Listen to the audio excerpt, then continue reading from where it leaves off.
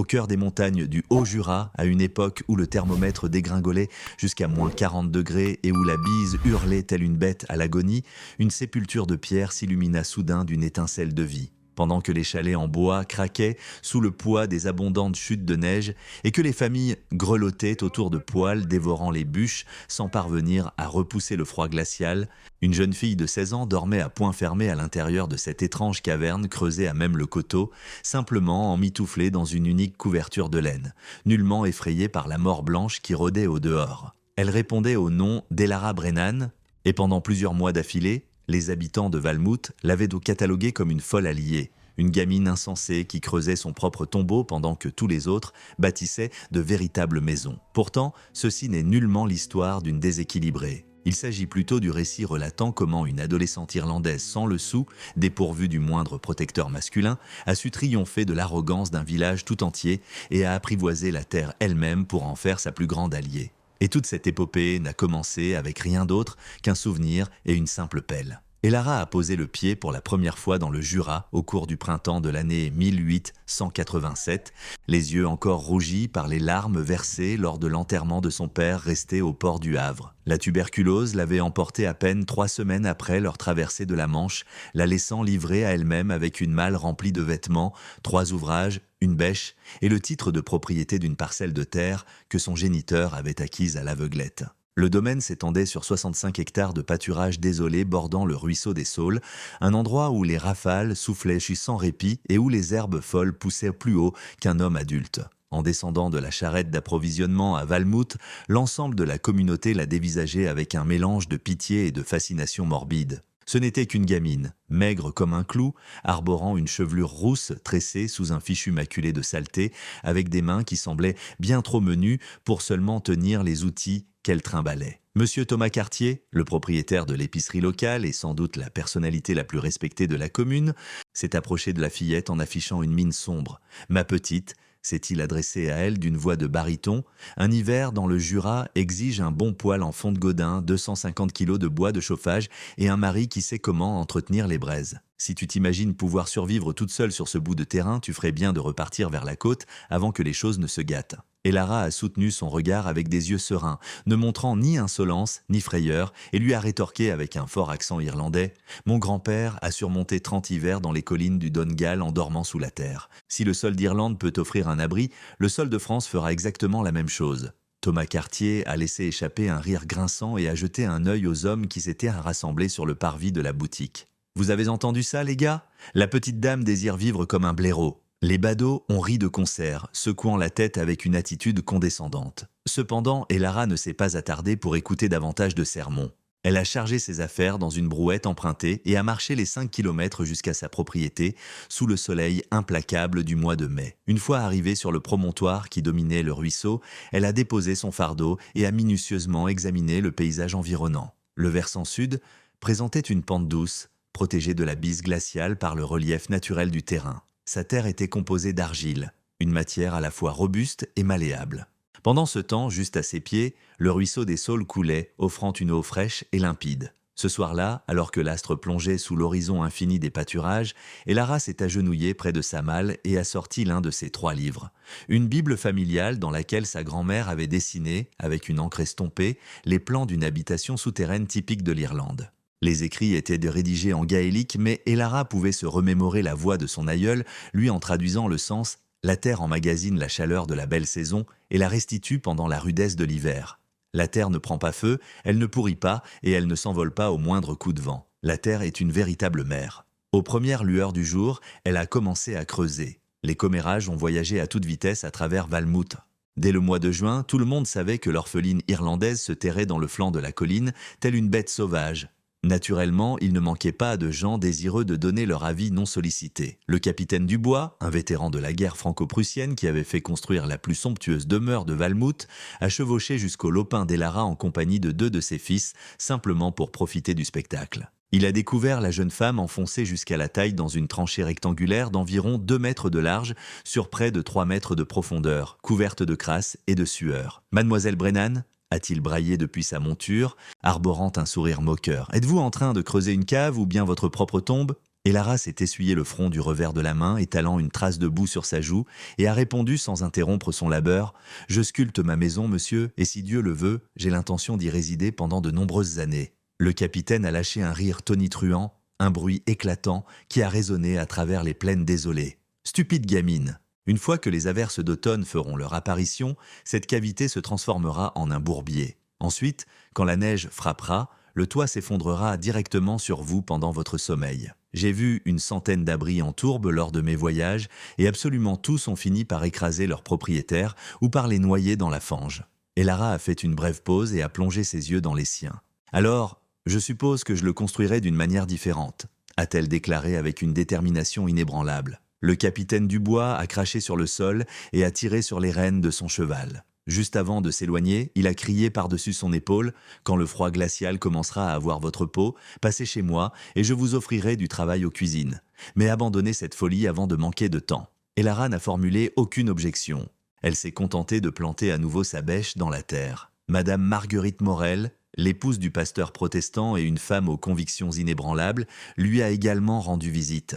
Elle a débarqué dans une carriole tirée par un robuste cheval de trait, apportant un panier garni de pain et de confiture, le visage assombri par une détresse toute maternelle. « Ma chère enfant » a-t-elle murmuré doucement pendant qu'Elara soufflait un peu à l'ombre de sa bâche en toile, « je comprends que tu aies perdu ton papa et que le chagrin obscurcisse ton jugement. Toutefois, vivre sous terre est une coutume réservée aux païens et aux sauvages. Le Tout-Puissant nous a dotés de bois et d'intelligence pour bâtir des habitations convenables. Viens loger sous notre toit jusqu'à ce que tu trouves un époux capable de veiller correctement sur toi. » Elara a accepté les pâtisseries avec grâce, mais a secoué la tête en signe de refus. « J'apprécie profondément votre bonté, Madame Morel, mais mon père m'a légué ce domaine ainsi que la promesse d'une vraie liberté. Je ne peux tout simplement pas tourner le dos à cela. » Marguerite Morel a poussé un soupir affligé et a tapoté tendrement la main de la fillette. La liberté sans le moindre filet de sécurité n'est qu'un autre mot pour dire trépas, ma douce petite.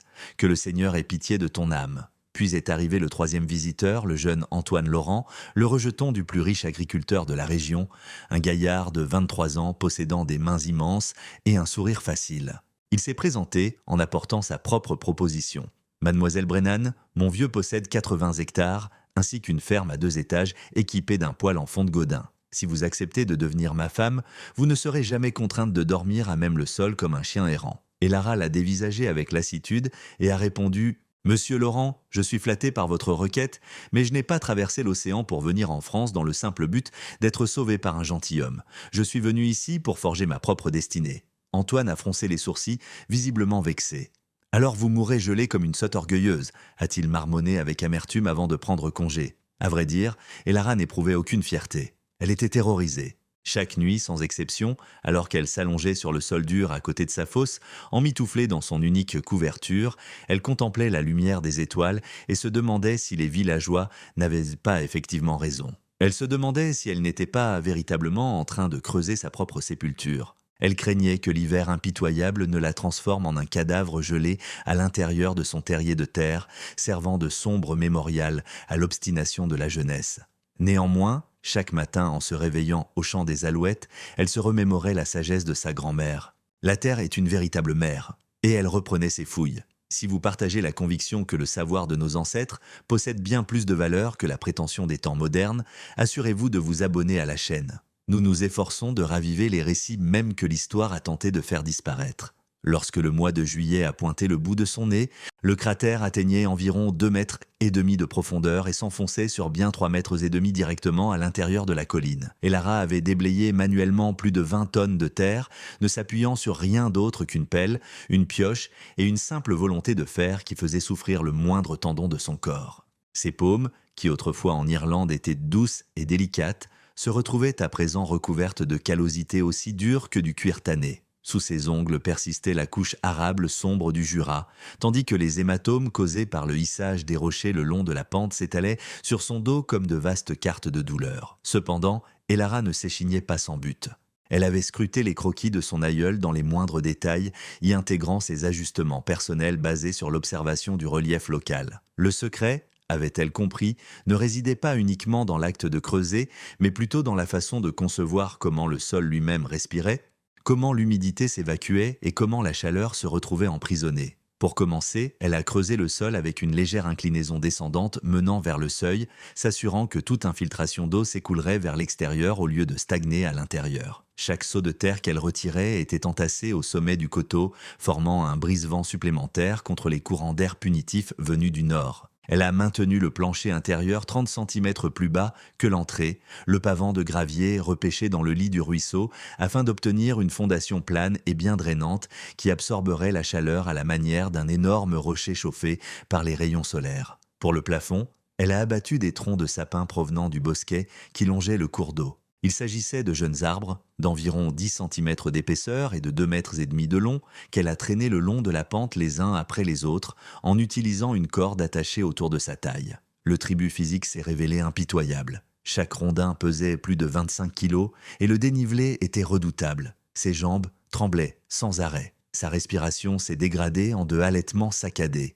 Néanmoins, il n'y avait personne d'autre dans les parages pour s'occuper de ses corvées. Il n'y avait qu'elle, la poussière et le silence tentaculaire des vallées. Elle a disposé les poutres parallèlement les unes aux autres, espacées d'une quinzaine de centimètres, fabriquant ainsi une solide ossature destinée à répartir uniformément la charge supérieure. Par-dessus ces chevrons, elle a superposé des branches de saule plus fines, les entrelaçant à la manière d'un panier en osier. Au-dessus de ces brindilles, elle a déroulé sa bâche en toile, l'unique pièce qu'elle possédait, en lestant les rebords avec de lourdes pierres. Ensuite est arrivée l'étape la plus déterminante, la toiture végétale. Elara a passé la prairie au peigne fin pendant des jours entiers, découpant des blocs de gazon avec sa bêche. Ce n'était pas n'importe quelle motte ordinaire. Elle recherchait l'herbe sauvage locale aux racines profondes et qui prospérait sur les hauteurs, là où les systèmes racinaires tissaient une toile si dense qu'elle pouvait supporter son propre poids sans s'effriter. Chaque plaque individuelle mesurait 8 cm d'épaisseur, 30 cm de large et 45 cm de long. De plus, chacun de ces morceaux pesait près de 18 kg lorsqu'il était gorgé d'humidité. Elle a récolté, soulevé et empilé largement plus de 200 briques de tourbe, les agençant en 3 couches distinctes à travers sa structure en bois. La première épaisseur a été posée le côté herbe vers le bas afin de créer un joint étanche. Le deuxième niveau reposait l'herbe vers le haut, encourageant ainsi de nouvelles racines à s'implanter. Finalement, la troisième strate a été positionnée à nouveau l'herbe vers le bas, forgeant un empilement de terre vivante qui, au fil des saisons, fusionnerait pour former une solide couverture émeraude, imperméable à l'eau, résistante au vent et parfaitement capable de stabiliser le climat intérieur sans se soucier du chaos qui se déchaînait à l'extérieur. L'épaisseur totale de ce dôme avoisinait les 60 cm. Par ailleurs, son poids global dépassait allègrement les 2 tonnes. Pourtant, les troncs de sapin à la fois souples et résilients supportaient ce fardeau sans émettre le moindre craquement. Pour la façade avant, Elara a utilisé les conifères les plus trapus qu'elle a pu dénicher, mesurant une quinzaine de centimètres de diamètre, les enfonçant verticalement dans le sol un peu comme la palissade d'une forteresse. Les espaces séparant les rondins ont été comblés à l'aide d'un composé fait maison.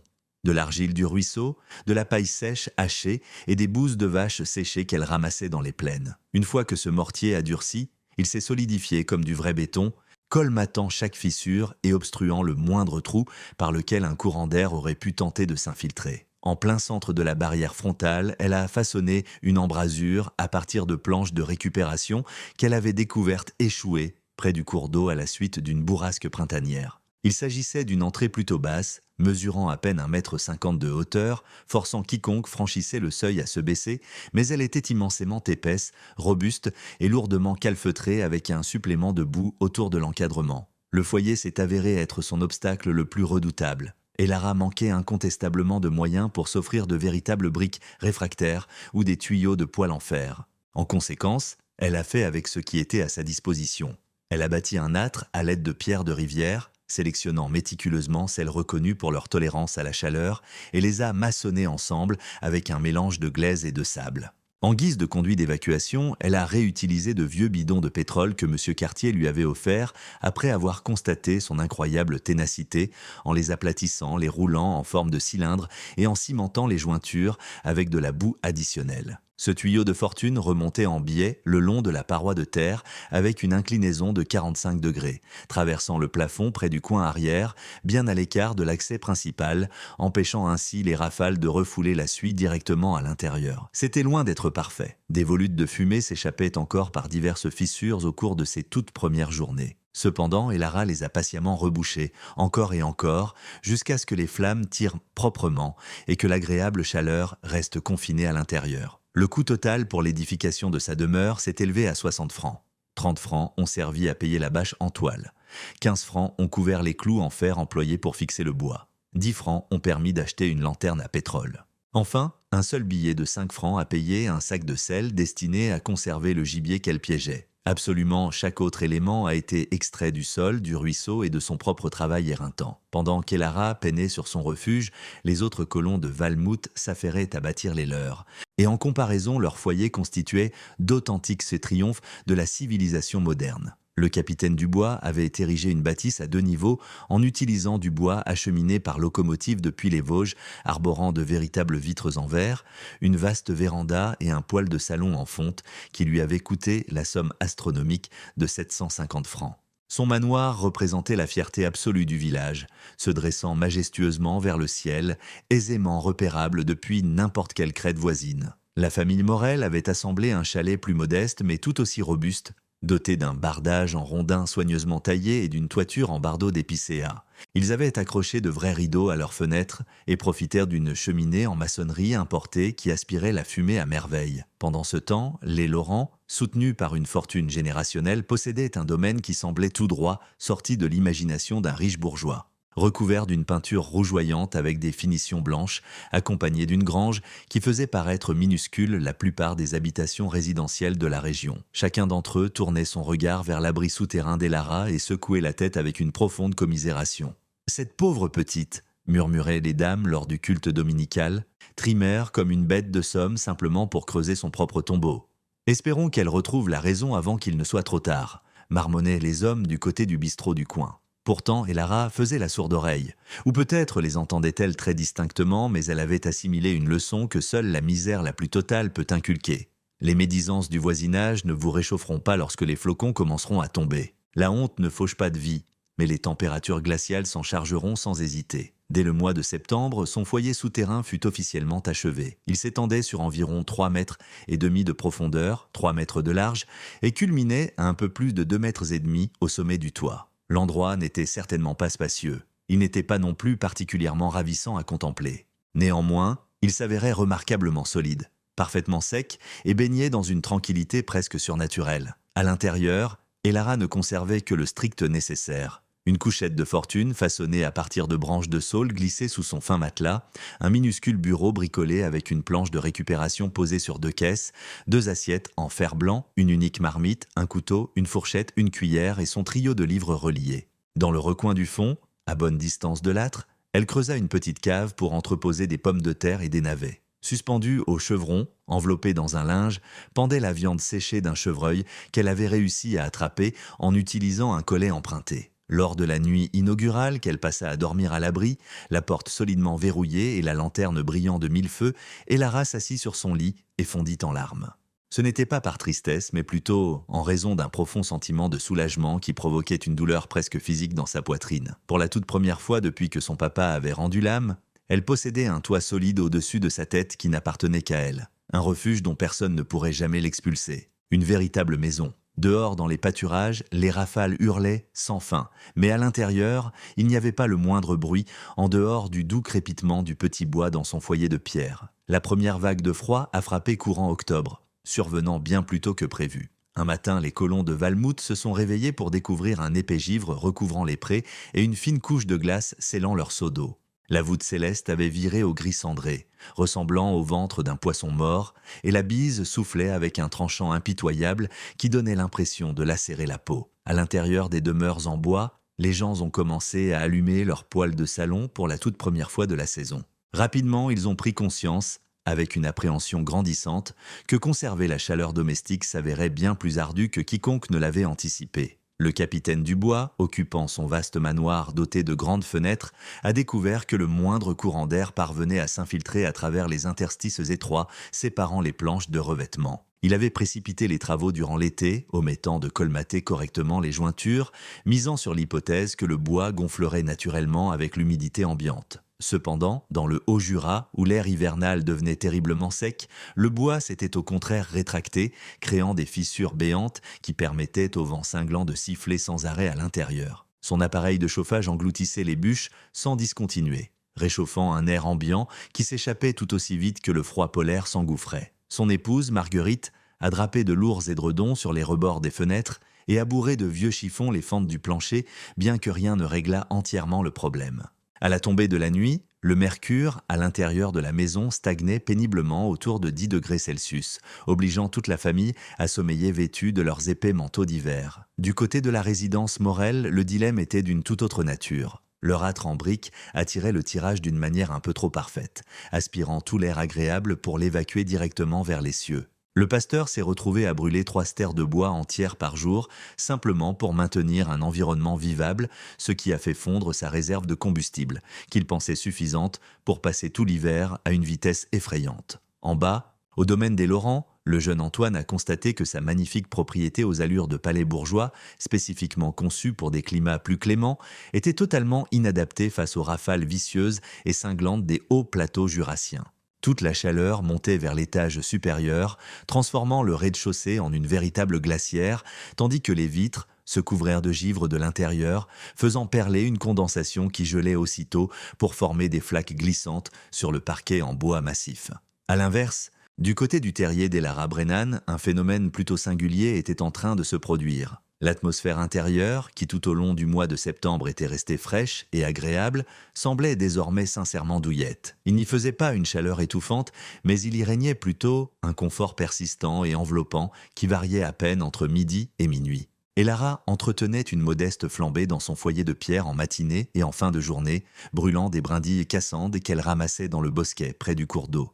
Mais elle n'avait guère besoin de beaucoup de combustible. Une seule brassée de petits bois par jour se révélait amplement suffisante. Étonnamment, à chaque fois qu'elle laissait les braises s'éteindre totalement, la température ambiante ne bougeait pratiquement pas. La terre, ces tonnes littérales de sol qui l'enveloppèrent de toutes parts, fonctionnait exactement comme une gigantesque batterie thermique. Au fil des mois d'été, elle avait emmagasiné les rayons du soleil et à présent, avec l'arrivée d'octobre, elle rayonnait paresseusement cette énergie en retour, maintenant l'intérieur stable autour d'une quinzaine de degrés, totalement coupé du chaos qui faisait rage au dehors. Et Lara ne saisissait pas les lois physiques sous-jacentes en termes scientifiques, mais elle comprenait parfaitement la sensation corporelle. Elle avait exactement l'impression que la Terre elle-même l'enlaçait dans une douce étreinte. Par une fin d'après-midi d'octobre, Thomas Cartier a chevauché sa jument jusqu'à la parcelle d'Elara, transportant un sac de farine qu'elle avait précédemment acheté dans sa boutique. C'était un individu profondément pragmatique, et bien qu'il eût sérieusement remis en question la santé mentale de la jeune fille au tout début, il nourrissait secrètement un grand respect pour sa ténacité. En arrivant sur le pas de l'abri, il fut stupéfait d'apercevoir de la fumée s'évacuant proprement du tuyau d'échappement en tôle tout en haut, tandis qu'Elara était nonchalamment assise à l'extérieur, rapiéçant son unique édredon avec une aiguille du fil, totalement dépourvue de manteau d'hiver, simplement drapée dans un fin châle. « Mademoiselle Brennan », murmura-t-il en descendant de sa monture, « il fait rudement frisquet par ici. Ne devriez-vous pas être blottie tout près de votre âtre ?» Elara esquissa un sourire et fit un geste en direction de sa maison en tourbe. « Il fait en réalité plutôt bon à l'intérieur, monsieur Cartier. Pour être franche, bien plus chaud que ce dont j'ai besoin pour le moment. » Thomas plissa le front, suintant l'incrédulité. « Êtes-vous sérieusement en train d'insinuer que cette cavité conserve mieux la chaleur qu'un véritable poêle en fond de godin ? Je ne saurais l'affirmer avec certitude, » répondit Elara en toute franchise. « Tout ce que je sais, c'est que mes os ne grelottent pas. » Thomas ne parvint tout simplement pas à réprimer sa curiosité innée. « Cela vous dérange-t-il si je jette un rapide coup d'œil à l'intérieur ?» Elara hocha la tête en signe d'assentiment et l'invita à franchir la porte trapue. Thomas fut contraint de se courber pour ne pas heurter l'encadrement, et au moment précis où il franchit le seuil, il se figea sur place, clignant des yeux à toute vitesse face à la faible lueur de la lampe à pétrole. L'atmosphère intérieure était indéniablement douillette, sèche et absolument paisible. Il n'y avait pas le moindre soupçon de courant d'air. Il n'y avait aucune humidité stagnante. Il n'y avait rien d'autre qu'un lourd silence et une profonde tiédeur qui semblait irradier directement des parois en terre. Thomas tendit la main et effleura le revêtement poussiéreux. Le contact était remarquablement tiède, semblable à la fourrure d'un chien de chasse endormi. « C'est totalement impossible », balbutia-t-il dans un souffle. Elara offrit un modeste haussement d'épaule. « Ma grand-mère a toujours soutenu que la terre emmagasine les rayons du soleil. » Je me suis simplement mise en retrait pour la laisser accomplir son œuvre. Thomas Cartier quitta l'antre, se hissa sur sa selle et rentra au petit trot jusqu'à Valmouth sans prononcer la moindre syllabe. Plus tard dans la soirée, au cours du souper, il avoua à son épouse exactement ce dont il avait été témoin, mais elle refusa d'en croire un traître mot. « Cette pauvre orpheline doit être à moitié morte de froid là-bas », fit-elle remarquer en secouant vigoureusement la tête. Mais son orgueil insensé refuse tout bonnement de lui laisser admettre la réalité. En novembre, les premières chutes de neige ont frappé la région. Il ne s'agissait pas encore du blizzard monstrueux, mais cela provoqua une frayeur suffisante pour semer les graines de l'angoisse. Une quinzaine de centimètres de poudreuse a recouvert le sol durant la nuit, nappant les vastes prairies d'un manteau d'une blancheur immaculée qui scintillait sous la faible lumière matinale du soleil. Et dans le sillage de ces flocons, le vent fit son apparition. Une rafale du Haut-Jura constitue une bête d'une toute autre envergure en comparaison des brises habituelles. Elle ne se contente pas de souffler, elle s'attarde. Elle s'enroule autour des charpentes en bois telle une vipère, sondant la moindre fissure, le moindre défaut structurel ou le plus petit interstice pour s'y glisser. C'est le genre de bourrasque qui arrache la chaleur corporelle vitale, gerçant les lèvres jusqu'à ce qu'elles craquent et saignent, et forçant les yeux à larmoyer pour geler instantanément ses pleurs directement sur les cils. À l'intérieur des maisons bâties en planches, les familles étaient engagées dans une lutte désespérée. Le capitaine Dubois avait envoyé ses garçons fendre des stères de bois supplémentaires. Cependant, la tâche se révéla à la fois éreintante et périlleuse. L'un de ses fils a d'ailleurs souffert d'engelures sur 3 de ses orteils en affrontant les éléments, le réduisant à claudiquer autour de l'âtre avec les pieds bandés dans des chiffons en lambeaux. Marguerite Dubois a contracté une toux sèche, ses poumons étant irrités par la suie qui refusait obstinément de s'évacuer correctement de leur demeure mal aérée. Du côté du domaine Morel, la famille s'est résolue à rationner strictement son bois de chauffage. Ils n'alimentèrent le poêle de salon que durant 4 heures à l'aube et 4 autres heures après le crépuscule. Tout au long du reste de la journée, ils se blottissaient les uns contre les autres sous des montagnes d'édredons, frissonnant de façon incontrôlable, priant avec ferveur et espérant contre toute attente que la saison brutale leur accorderait un peu de clémence. Pendant ce temps, Antoine Laurent, le jeune homme qui avait audacieusement demandé la main d'Elara, passait désormais ses soirées complètement éveillé, jetant des bûches dans le foyer toutes les 2 heures juste pour empêcher sa vieille mère de mourir de froid sous ses propres draps. Parallèlement, des murmures concernant l'abri en terre d'Elara commencèrent à se propager à travers le village. Le plus jeune fils de Thomas Cartier, un garçon de 10 ans prénommé Samuel, avait récemment gambadé jusqu'au terrain d'Elara afin de transmettre un message de la part de son paternel. De retour au domicile familial, il jura à ses parents qu'il avait vu mademoiselle Brennan se prélasser dans sa tanière, dévorant un roman à la lueur de sa lampe à pétrole, arborant des manches retroussées jusqu'aux coudes, comme s'ils étaient en plein milieu du printemps. « Tu es un menteur », rétorqua son aîné. « Il est impossible que quiconque soit aussi à l'aise assis dans un trou de poussière. » Néanmoins, Samuel campa sur ses positions. « Il faisait tellement bon là-dedans que j'ai même dû retirer mon manteau d'hiver. » En plus, elle n'entretenait qu'un tout petit feu, à peine une fraction de la taille d'une autre. Les adultes échangèrent des regards totalement perplexes. Comment une telle chose pouvait-elle être concevable ?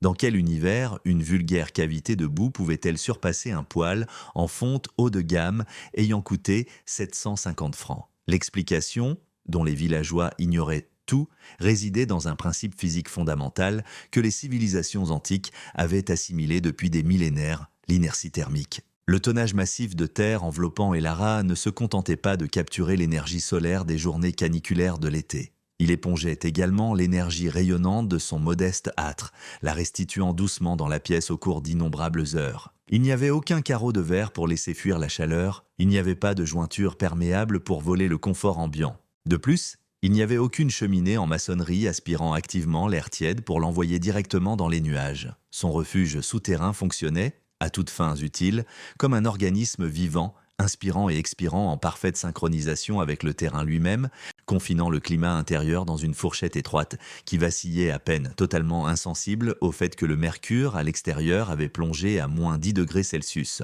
Par une fraîche après-midi de la mi-novembre, Madame Morel, poussée autant par la charité chrétienne que par la pure curiosité humaine, prit la décision de rendre une petite visite à Elara. Elle arriva à pied, solidement emmitouflée dans son par-dessus le plus épais, avec une écharpe fermement nouée sous le menton, trimballant un panier en osier garni de miches de pain tout juste sorties du four et d'un pot de miel doux. En atteignant le sommet de la crête, elle peina à seulement repérer l'entrée du terrier. Les chutes de neige avaient entièrement camouflé la toiture végétale, la fondant harmonieusement dans le relief environnant, la rendant de ce fait complètement indécelable, à l'exception d'un léger filet de suie s'échappant du conduit rouillé. La porte en bois, assombrie et trapue, ne ressemblait à rien de plus qu'à l'entrée de la tanière d'une bestiole. Marguerite Morel toqua contre le bois avec ses jointures, la poitrine oppressée par la terreur face au macabre tableau qui l'attendait potentiellement de l'autre côté. Elle s'attendait sincèrement à découvrir une adolescente malade, tremblant dans une obscurité totale, bien trop têtue pour implorer son salut. Pourtant, à l'instant même où Elara ouvrit la porte en grand, Madame Morel eut le souffle coupé, frappée de stupeur. La jeunette se tenait là, totalement pieds nus. Sa chevelure auburn dégringolait librement dans son dos, et son teint rayonnait de couleur, de vitalité et d'une santé éclatante. Par-dessus son épaule, les confins du repaire rougeoyaient chaleureusement sous l'éclat de la lanterne, tandis que l'arôme alléchant d'un ragoût de chevreuil flottait paresseusement à travers la cabane. « Madame Morel ?» la salua Elara avec une stupeur authentique. « Quelle merveilleuse surprise! Souhaiteriez-vous entrer à l'intérieur ?» Marguerite s'exécuta, se courbant très bas pour ne pas heurter le linteau, et eut aussitôt la sensation d'avoir franchi un portail menant vers un royaume complètement différent. Dehors, dans la plaine, la bourrasque tranchait comme le couperet d'un boucher. À l'intérieur, l'atmosphère demeurait parfaitement calme, accueillante et merveilleusement douce. L'impression était semblable à celle de pénétrer directement dans les entrailles de la planète. Elle resta figée au beau milieu de cet espace exigu, balayant les environs du regard avec une stupéfaction absolue. Les murs de terre étaient d'une sécheresse absolue. Le sol en pierre concassée était d'une propreté immaculée. Pendant ce temps, au creux du foyer rocheux, seules 3 branches chétives crépitaient tout doucement, produisant bien plus de lumière que d'énergie thermique réelle. « Comment est-il possible que… » commença-t-elle à s'enquérir, mais les mots restèrent solidement coincés dans sa gorge. Elara offrit un sourire timide. « La terre emprisonne la chaleur » déclara-t-elle simplement. « C'est ma grand-maman qui m'a transmis ce secret. » Marguerite Morel prit place sur le lit improvisé d'Elara, son lourd manteau toujours boutonné, et laissa le confort ambiant des lieux dégeler lentement ses articulations engourdies par le gel. Elle s'attarda pendant environ 1 heure, sirotant une tasse d'infusion qu'Elara avait préparée à partir de sauge sauvage, échangeant des banalités, s'efforçant désespérément d'éviter de songer à sa propre demeure, où son époux et ses petits claquaient actuellement des dents à côté d'un poêle qui dévorait le bois tel une bête affamée. Au moment de finalement se lever pour prendre congé, elle tapota doucement la main d'Elara et murmura d'un ton attendri « Je t'en prie, pardonne-moi ma chérie d'avoir un jour supposé que tu étais une insensée. Tu possèdes une compréhension des choses que nous autres avons purement et simplement mises au rebut. » Elara serra ses doigts en retour avec une gratitude silencieuse, s'abstenant de parler. Les mots étaient tout bonnement superflus. Plus tard ce soir-là, réunis autour de la table à manger des Morel, Marguerite relata à son mari tout ce qu'elle avait vu. Et bien que le pasteur fût un homme profondément enraciné dans les Écritures et la tradition, il était également extrêmement pragmatique. « Si le Tout-Puissant a octroyé un savoir d'une telle profondeur à cet enfant, déclara-t-il d'un ton mesuré, alors nous sommes les pires des imbéciles pour avoir fait la sourde oreille. Néanmoins, la vanité est un mal terriblement tenace à soigner. Bien qu'une poignée de gens à travers Valmouth commençassent discrètement à nourrir un grand respect pour la tanière d'Elara, aucune âme n'était encore disposée à concéder publiquement qu'une adolescente irlandaise les avait tous magistralement surpassés en intelligence. Pas pour l'instant, du moins. La véritable brutalité de l'hiver s'est abattue au mois de décembre. Avec elle est arrivée la tempête de neige qui allait tout bouleverser à jamais. De funestes présages ont commencé à se manifester vers le milieu du mois. La voûte céleste a pris une teinte moutarde maladive, ressemblant étrangement à une ecchymose en train de s'estomper. Les oiseaux de la région se sont complètement volatilisés, le gibier s'est réfugié au plus profond de ses terriers. Plus terrifiante encore, la brise, cette bourrasque jurassienne d'ordinaire omniprésente, est tombée totalement à plat, devenant lourde et stagnante, comme si elle retenait son souffle. Les pionniers les plus aguerris, ceux qui avaient survécu aux gels impitoyables des années précédentes, ont perçu ce changement atmosphérique et se sont empressés de calfeutrer leur demeure. Néanmoins, il n'y avait absolument aucun moyen de se préparer convenablement au cauchemar qui s'annonçait. L'ouragan a frappé le soir du 22 décembre 1887. Le qualifier de simple blizzard serait un euphémisme. On se croyait au jour du jugement dernier. La bourrasque a frappé en premier, hurlant depuis les sommets suisses, tel un démon libéré des enfers. Ce n'était pas un vent qui se contentait de souffler. C'était une force qui martelait, qui bousculait, qui s'efforçait activement d'arracher les chalets directement de leurs fondations. Il frappait les façades en bois avec des poings invisibles, faisant s'entrechoquer la vaisselle dans les vaisseliers et poussant les bambins terrorisés à pleurer dans leurs matelas. La neige a suivi de très près. Elle ne tombait pas doucement du ciel. Elle jaillissait à l'horizontale, propulsée par des rafales atteignant des vitesses aveuglantes. La visibilité a été réduite à un misérable 1,50 m. Prendre une inspiration sans avaler une goulée de givre s'est avéré totalement impossible, gelant les poumons des malheureux de l'intérieur. Puis, la vague glaciale a frappé. Une chute des températures qui s'est abattue telle une sombre malédiction, plongeant vers des abîmes qu'aucun habitant de la région n'avait jamais affrontés. Moins 40 degrés Celsius, puis moins 45. Sur certaines des crêtes les plus exposées, le refroidissement éolien brutal a fait chuter la température ressentie jusqu'à un atroce moins 50 degrés. Dans des conditions aussi rudes, une peau non couverte se transforme en glace en l'espace de quelques minutes. L'humidité de votre propre respiration cristallise instantanément à l'intérieur de vos narines. Dans de telles circonstances, la faucheuse approche rapidement, silencieusement, drapée de blanc. Du côté du manoir du capitaine Dubois, la maisonnée luttait pour sa propre survie. Ils avaient vigoureusement cloué de lourdes courtes pointes sur chaque carreau de verre, tassé des chiffons dans le moindre interstice imaginable et poussé le poêle de salon jusqu'à ce que la fonte rougeoie comme une cerise, jetant de nouvelles bûchettes dans son ventre tous les quarts d'heure. Pourtant, cela s'est révélé totalement vain. Le froid mordant s'infiltrait à l'intérieur malgré tout, suintant à travers des fissures invisibles, siphonnant la chaleur bien plus vite que le foyer ne parvenait à la générer. Les vitres se sont d'ailleurs fendillées sous l'immense choc thermique, l'eau potable reposant dans leur seau d'intérieur a gelé pour former un bloc massif. Pire encore, Marguerite Dubois, qui toussautait depuis des semaines d'affilée, a commencé à cracher des gouttelettes écarlates dans son mouchoir. Lors de la deuxième nuit de l'ouragan, le toit de la véranda accolée à la demeure du capitaine a cédé sous l'accumulation phénoménale de neige. L'effondrement de la charpente a résonné tel un coup de tonnerre. Bien que les poutres principales de la toiture aient tenu bon pour le moment, chaque âme prise au piège à l'intérieur a compris que ce n'était qu'une question de temps avant que les chevrons maîtres ne lâchent à leur tour. Le vétéran grisonnant a plongé son regard dans celui de son épouse malade, a pris note de la panique absolue qui lui faisait face et a abouti à une conclusion qui a profondément meurtri son ego.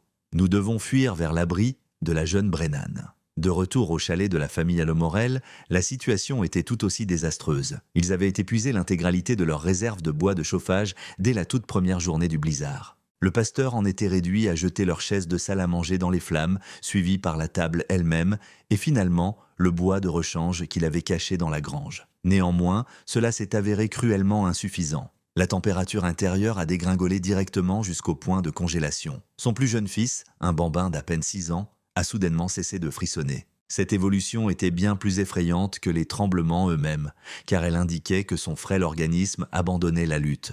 Marguerite Morel a serré son garçon fermement contre sa poitrine, sanglotant à chaudes larmes, et a supplié son époux dans un murmure « Emmène-nous à la caverne de terre, je t'en conjure, avant qu'il ne soit trop tard pour nous ». En contrebas, dans la vaste ferme des Laurents, Antoine a soulevé sa frêle mère dans ses bras, emmitouflé dans chaque édredon qu'il possédait, pendant que son paternel forçait la porte d'entrée à s'ouvrir face à la tempête hurlante. Les lèvres de la vieille dame avaient pris une teinte bleutée terrifiante.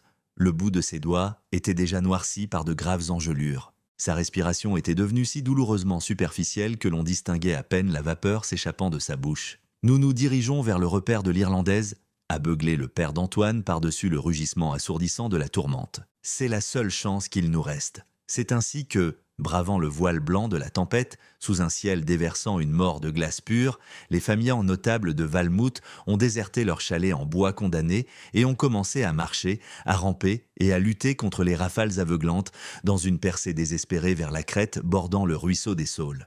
Repérer le sentier lui-même était absolument hors de question. Ils s'en sont remis uniquement à leur instinct aveugle, à leur pure mémoire musculaire, et à la prière frénétique que l'adolescente irlandaise dérangée, résidant sous terre, put d'une manière ou d'une autre avoir suffisamment de place pour eux à l'intérieur de son tombeau de terre. Et Lara était nonchalamment assise sur sa couchette, parcourant les saintes écritures à la lueur de sa lampe à pétrole lorsqu'elle a aperçu des coups sourds contre sa porte. Ce n'étaient pas les petits coups polis d'un voisinage amical, c'étaient ceux des frappes frénétiques et terrifiées, assénées par des jointures gelées qui parvenaient à peine à se serrer en poing. Elle a bondi sur ses pieds instantanément, dépourvue de la moindre peur, et a tiré la lourde boiserie vers l'arrière, la bourrasque hurlante l'a percutée tel un mur de briques, lui volant le souffle de ses poumons dans l'instant. Se tenant juste là, sur le pas de la porte, incrustés de poudreuse de leurs bottes jusqu'au crâne, transis si profondément qu'ils s'apparentaient à des sculptures de glace, se trouvaient le capitaine Dubois, son épouse souffrante et leurs 3 garçons. « Je vous en supplie », a haleté le vétéran décoré, un homme orgueilleux qui ne s'était jamais rabaissé un seul jour de son existence. « Ayez pitié et laissez-nous entrer. » Et Lara n'a pas hésité une fraction de seconde. Elle s'est écartée sur le côté et les a physiquement allés de l'autre côté du seuil un par un, verrouillant promptement la porte à double tour face à la tempête qui criait comme une bête mutilée. À peine les Dubois avaient-ils repris leur souffle qu'un autre déluge de coups a résonné à travers la cabane. Les Morel sont arrivés, suivis de peu par les Laurent. Enfin, Thomas Cartier a trébuché à l'intérieur en compagnie de ses proches. Au total, 17 âmes grelottantes se sont entassées dans les confins de la cavité de terre d'Elara Brennan lors de cette soirée fatidique. 17 individus qui s'étaient ouvertement moqués, avaient fortement douté et avaient plaint avec condescendance l'adolescente vivant tel un blaireau sous la poussière. À présent, il se retrouvait totalement à sa merci, tremblant, pleurant à bas bruit et mendiant silencieusement le sanctuaire qu'elle seule possédait les moyens de leur offrir. L'abri, qui semblait initialement terriblement exigu, a soudainement adopté une aura caverneuse. Non pas parce que la superficie s'était magiquement agrandie, mais en raison du volume incroyable de vie qui palpitait à l'intérieur. Et Lara a jeté quelques bûches supplémentaires sur les braises.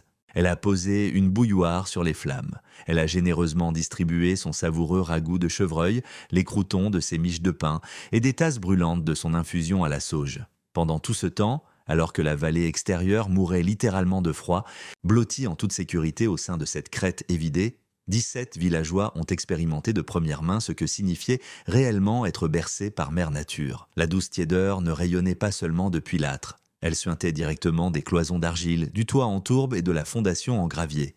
Le tonnage colossal de terre, ayant goulûment accaparé le soleil intense de juillet tel un trésor enfoui, rendait désormais gracieusement l'appareil, n'exigeant absolument rien en échange. Madame Laurent, qui avait franchi la porte en titubant avec des lèvres bleues et des bouts de doigts noircis, a progressivement commencé à retrouver des couleurs saines.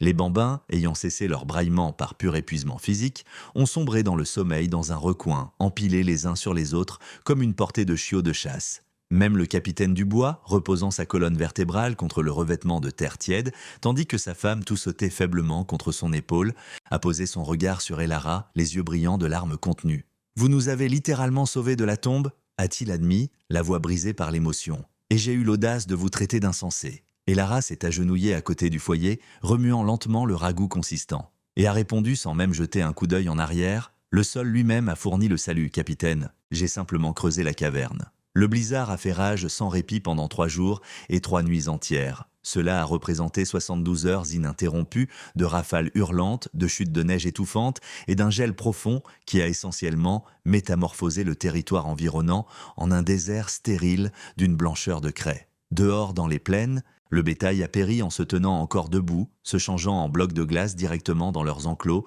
les yeux grands ouverts et la vapeur de leurs dernières expirations figée solidement contre leurs museaux. Les arbres à bois, durs, ont littéralement éclaté sous l'effet du froid extrême, leurs troncs se fendant avec des craquements aigus semblables à des tirs de fusil. Simultanément, les chalets en bois gémissaient sous le fardeau écrasant des massives congères de neige, une poignée d'entre eux s'aplatissant complètement à la faveur de la nuit, avec de violents fracas entièrement avalés par la bourrasque assourdissante. Toutefois, à l'intérieur du sanctuaire de terre d'Elara, le temps s'est mis totalement en pause. La lumière du jour et le crépuscule ont perdu toute signification, remplacées exclusivement par le vacillement constant de la mèche à pétrole et le doux crépitement de l'âtre. Les 17 survivants ont consommé de maigres rations, ont dormi pendant de longues périodes et ont simplement pris leur mal en patience.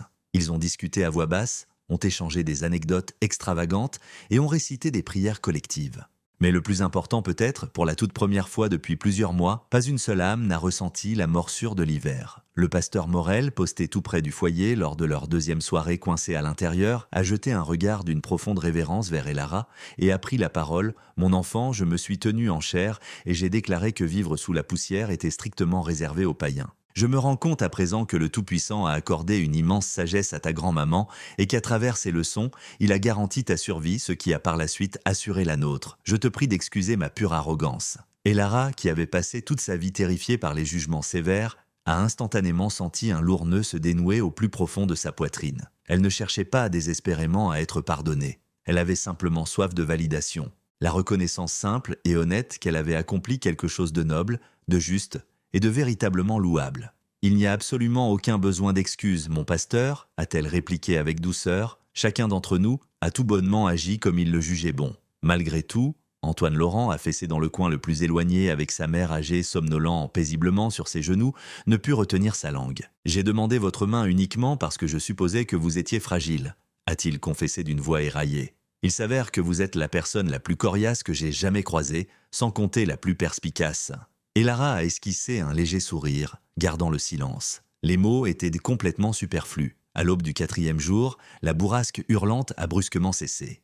Le silence qui a suivi s'est avéré si soudain et si profondément absolu qu'il a tiré tout le monde de son sommeil. Et Lara a poussé la robuste porte en bois, jouant des muscles pour franchir l'imposante congère, et a fait un pas dehors dans une réalité entièrement métamorphosée. Les vallons familiers avaient totalement disparu, engloutis par un océan blanc interminable qui miroitait vivement sous le soleil levant. La voûte céleste brûlait d'une teinte azur si perçante qu'elle piquait réellement les rétines. De plus, l'atmosphère, cet air-là même qui avait agi comme un adversaire mortel quelques heures auparavant, restait à présent parfaitement immobile, vive, d'un froid à glacer les os, mais pourtant tout à fait supportable. Lentement, un par un, les survivants hagards sont sortis de la tranchée en file indienne, plissant fortement les yeux face à l'éclat aveuglant.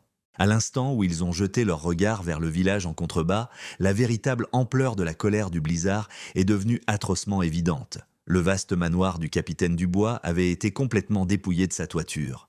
Tout ce qui restait debout n'était que les murs extérieurs nus, totalement exposés aux éléments, remplis d'une poudreuse qui grimpait jusqu'au plancher du premier étage. La résidence des Morel avait miraculeusement tenu le choc, bien que leur grange en bois eût été aplatie contre la boue. À travers toute la commune environnante, le sinistre bilan a été lentement dressé. D'innombrables têtes de bétail de premier choix figées par le gel, des récoltes stockées enfouies sans espoir de récupération, et de nombreuses familles paysannes qui avaient finalement péri simplement parce qu'elles manquaient d'un refuge sûr lorsque le diable avait frappé à leur porte. Cependant, perchées au sommet de cette crête surplombant le ruisseau des Saules, 17 âmes continuèrent de respirer. Chacune d'entre elles devait son existence prolongée à une orpheline de 16 ans qui possédait la simple humilité d'écouter les enseignements de sa grand-mère, combinée à l'audace brute requise pour sculpter physiquement sa propre bouée de sauvetage. Thomas Cartier, planté juste à côté de l'entrée du terrier de terre, a fixé intensément Elara et a formulé le sentiment exact qui résonnait dans l'esprit de tous. « Je fais le serment de ne plus jamais remettre en doute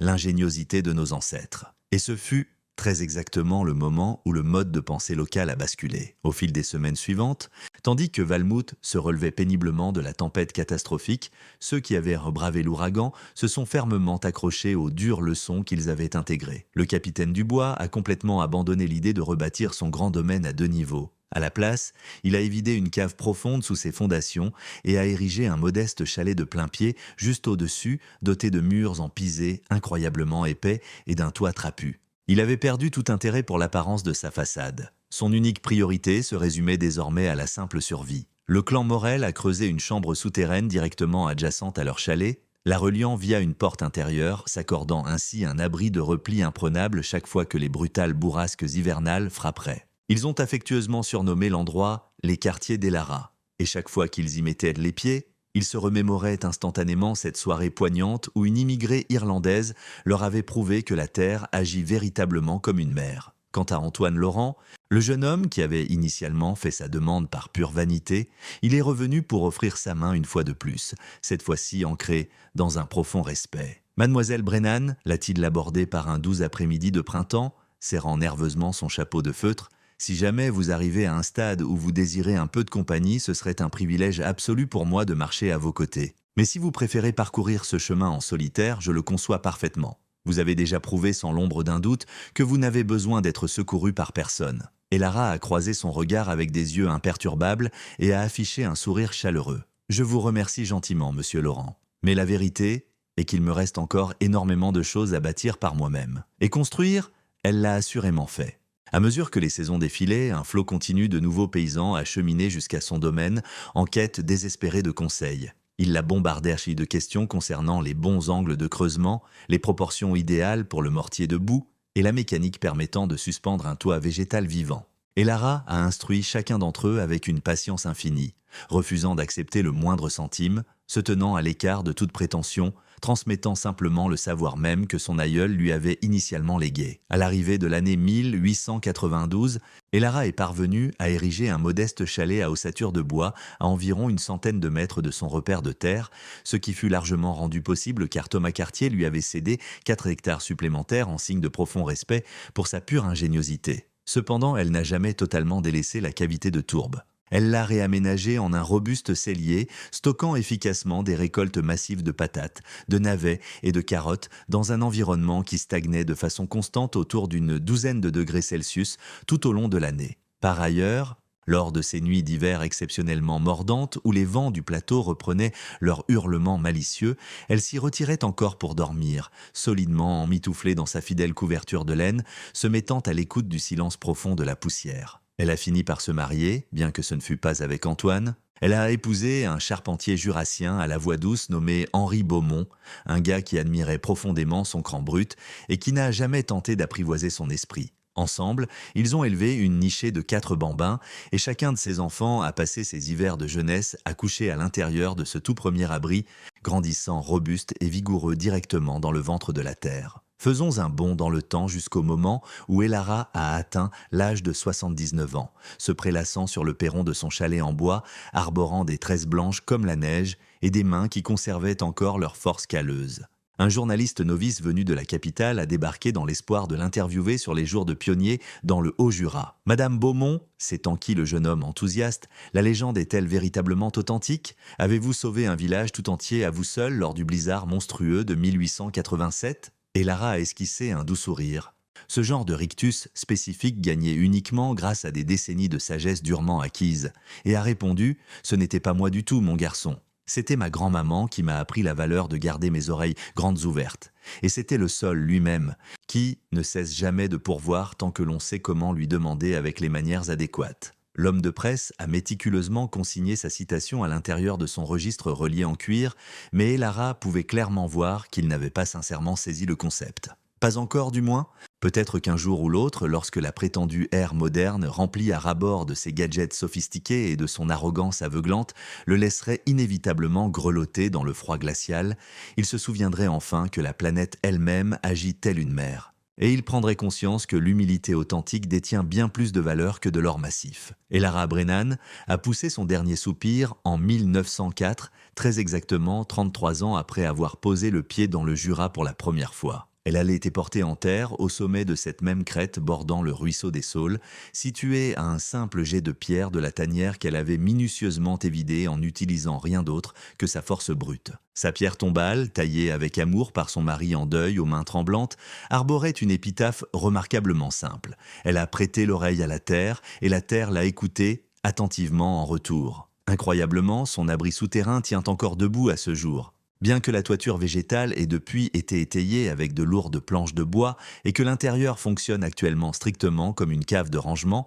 l'ossature fondamentale demeure entièrement intacte bien plus d'un siècle plus tard. En outre, lors de ces soirées d'hiver brutales, chaque fois que les vents jurassiens se déchaînent dans une fureur aveuglante, les agriculteurs locaux se rassemblent encore pour relater la saga épique de la frêle immigrée irlandaise qui était censée avoir creusé son propre tombeau pour finalement finir par épargner d'innombrables vies entièrement à l'intérieur de celui-ci. Les légendes, comme le conte d'Elara Brennan, servent de rappel frappant que l'humilité brute couplée à une observation fine surpasse aisément une montagne de richesses. Elle nous remémore que la sagesse antique de nos aïeux, ce type d'intelligence spécifique forgée en étudiant mère nature et en s'adaptant à ses rythmes, a nettement plus de poids que n'importe quelle machinerie moderne. Par ailleurs, elles illustrent que la véritable bravoure ne prend pas racine dans les fanfaronnades bruyantes, mais plutôt dans une persévérance calme et têtue, consistant à creuser physiquement notre propre salut armé de paumes profondément calleuses et d'un esprit indomptable. Si ce récit de justice poétique a fait vibrer une corde sensible au plus profond de votre âme, si vous avez pratiquement pu ressentir la douce chaleur de ce terrier de terre imprégner votre propre poitrine, n'hésitez pas à laisser un j'aime sur cette vidéo et à la partager avec quelqu'un qui a désespérément besoin d'un rappel que des modes de vie alternatifs existent bel et bien. Un style de vie qui se révèle infiniment plus modeste, bien plus profondément enraciné dans le sol et incontestablement plus authentique. car lorsque la poussière retombe enfin, ce ne sont jamais les gens arrogants qui parviennent à survivre. Le salut appartient strictement à ceux qui n'ont pas peur de baisser la tête suffisamment bas pour franchir un encadrement de porte trapue, à ceux qui ne rechignent jamais à avoir un peu de boue sous les ongles, aux individus qui saisissent pleinement que le paysage n'est pas un quelconque adversaire hostile à conquérir, mais plutôt une mère nourricière. Et toute mère digne de ce nom, pourvu que vous la traitiez avec une once de respect, ne restera jamais les bras croisés à vous regarder mourir de froid. Merci infiniment d'avoir écouté ce récit. Et gardez ceci à l'esprit. La toute prochaine fois qu'un voisin décidera de se moquer de votre façon bien à vous de mener vos affaires, adressez-lui simplement un grand sourire, continuez d'enfoncer cette pelle dans la terre et attendez patiemment les premiers flocons de neige. La vérité nue a une curieuse façon de se faire connaître à la seconde même où le blizzard frappe pour de bon.